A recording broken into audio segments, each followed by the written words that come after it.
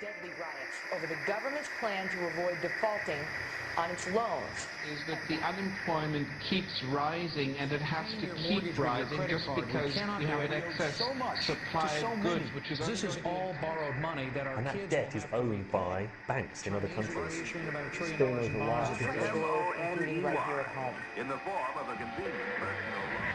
A filter cigarette that delivers the taste, and 45 malt liquor. Are you hot? Quite some time ago, by a second, America is sponsoring I first learned it from my grandmother. Now, my grandmother was a wonderful person. She taught me how to play the game Monopoly.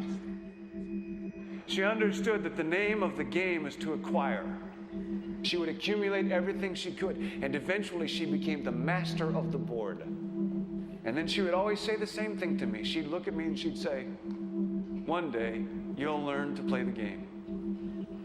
One summer, I played Monopoly almost every day, all day long. And that summer, I learned to play the game. I came to understand the only way to win is to make a total commitment to acquisition. I came to understand that money and possessions, that's the way that you keep score. And by the end of that summer, I was more ruthless than my grandmother. I was ready to bend the rules if I had to win that game.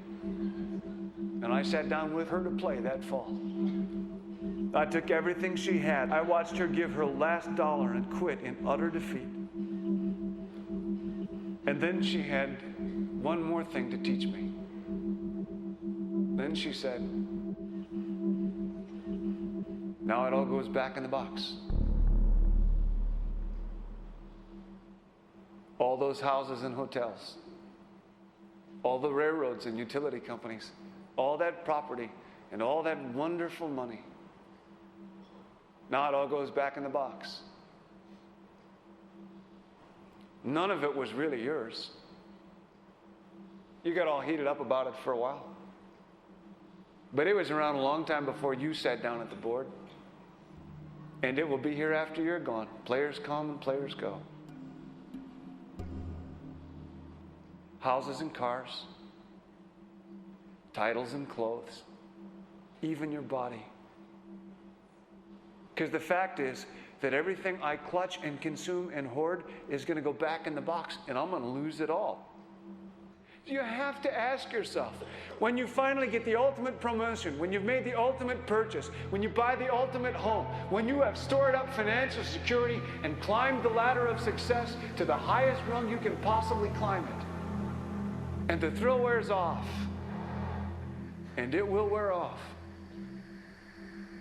then what? How far do you have to walk down that road before you see where it leads? Surely you understand, it'll never be enough. So you have to ask yourself the question, what matters?